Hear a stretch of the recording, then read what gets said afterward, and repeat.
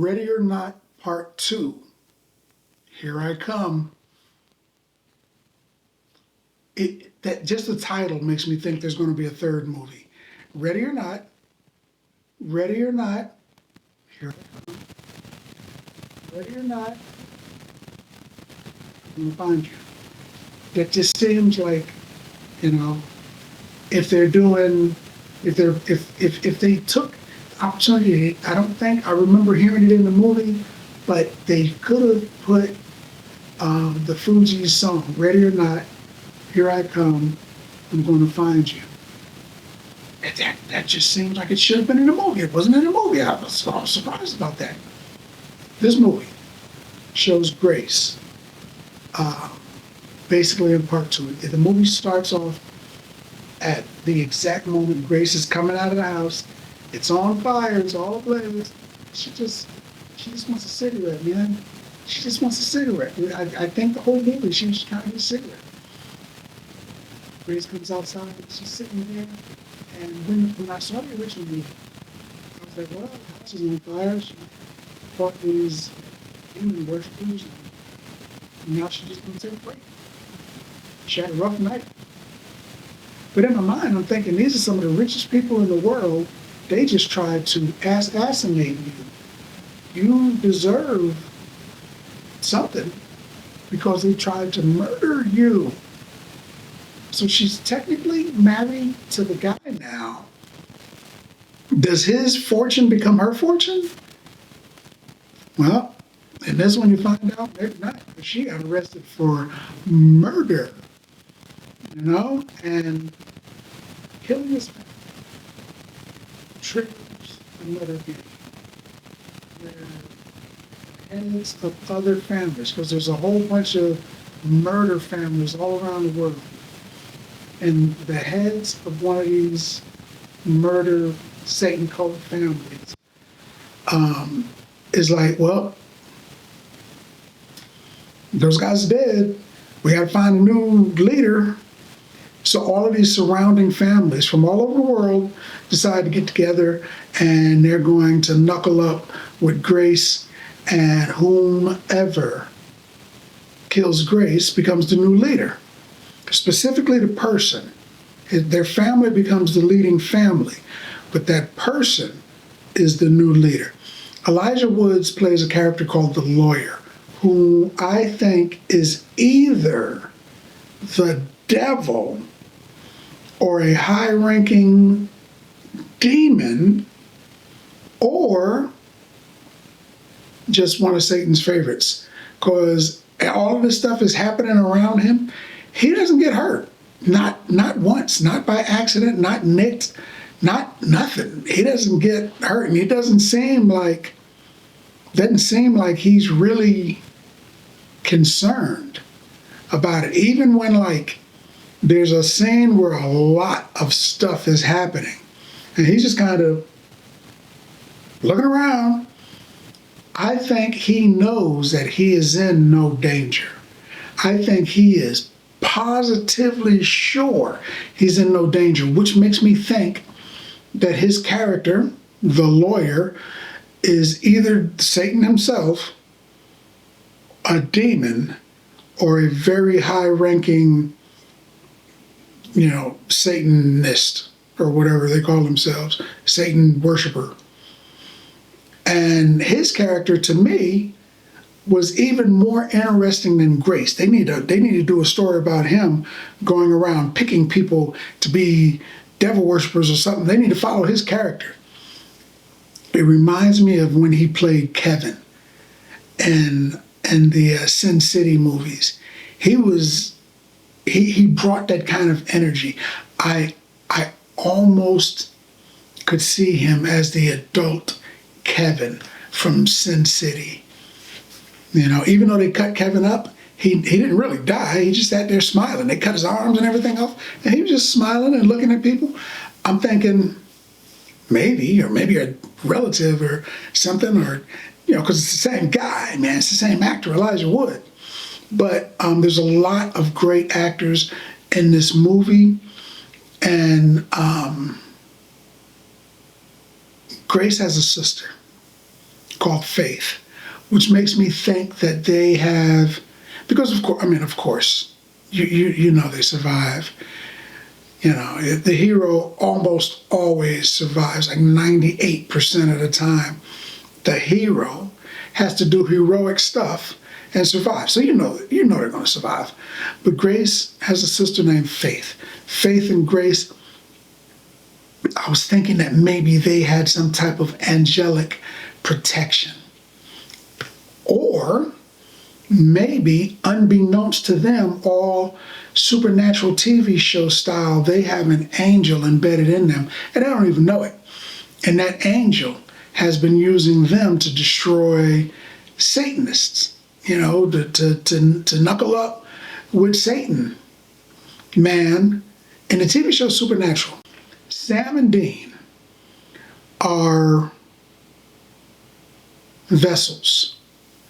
They're bodies that have been chosen and created a specific way through their ancestry to contain powerful angels.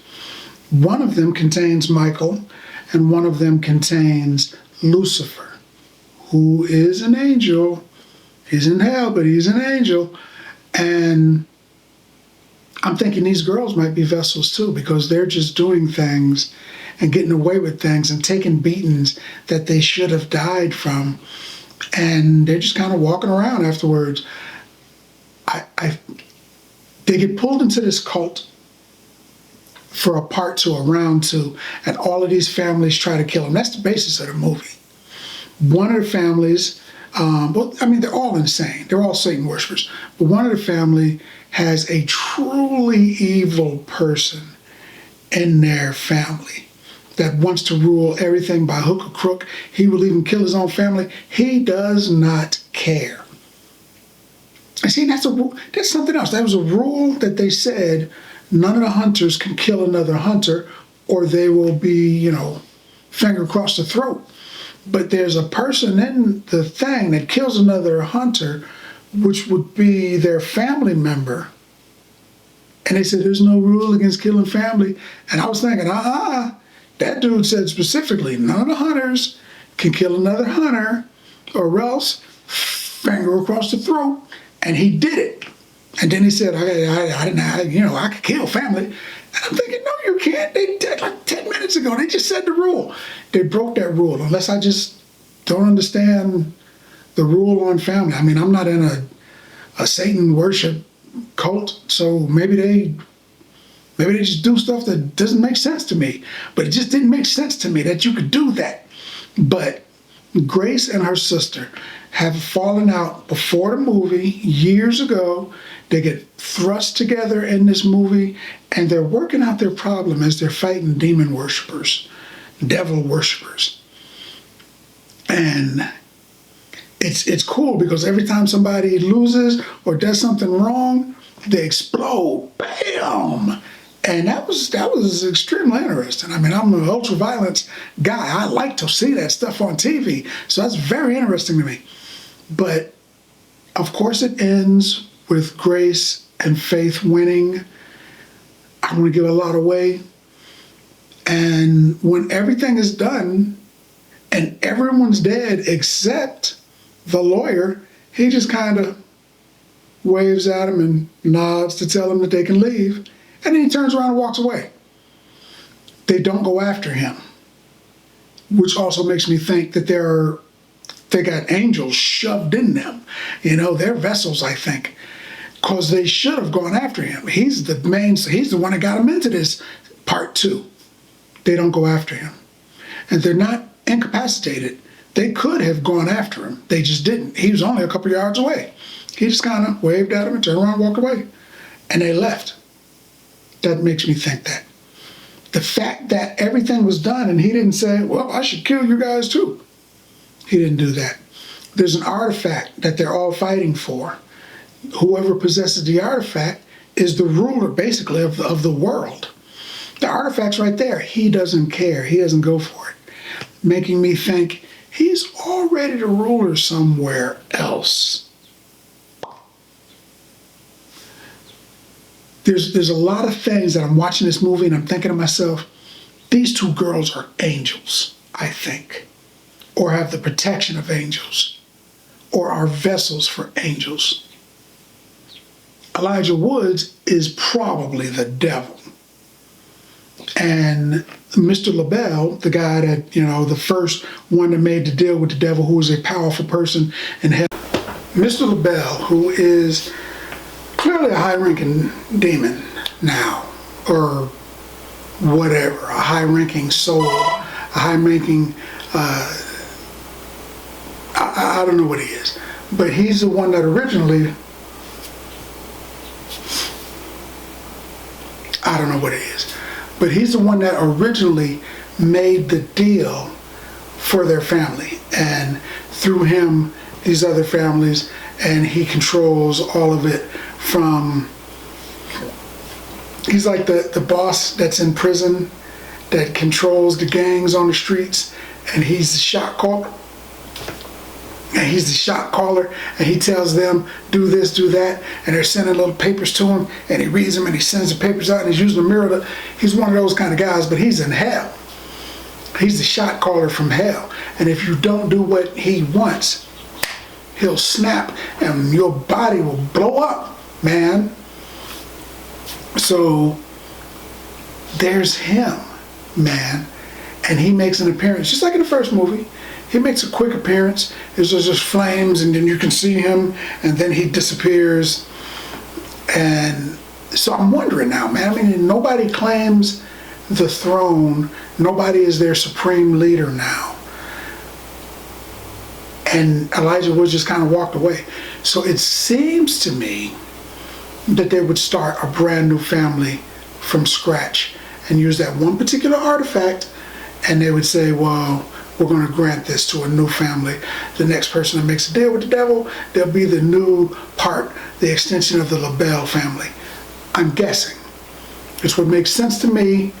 They don't have to do it that way. This could actually be the end of it, but I think it would be something like that. They have some pretty good fight scenes in there. Pretty good fight scenes. The two sisters hint. Another thing that makes me think that they might be, vessels or angels or whatever, is the two sisters say, we've always fought well together. We know how to protect each other. But they spent almost all of their adult life apart from one another. So, when would they have done that? Unless they were angels, and they're talking about maybe 1,000 years ago or something like that. I think they were angels, man. I think they were vessels. I think. But I would give this movie, there's a similar movie coming out, They Will Kill You, and it's a similar kind of thing. A woman gets trapped, Zazie Beetz gets trapped in a building, and she's got to fight a bunch of Satan worshipers, actually. And she also can fight.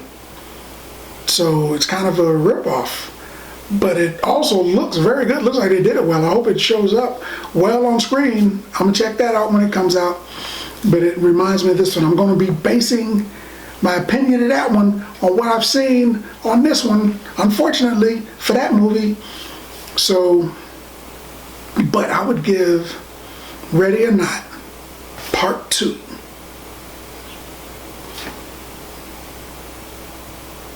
I would give it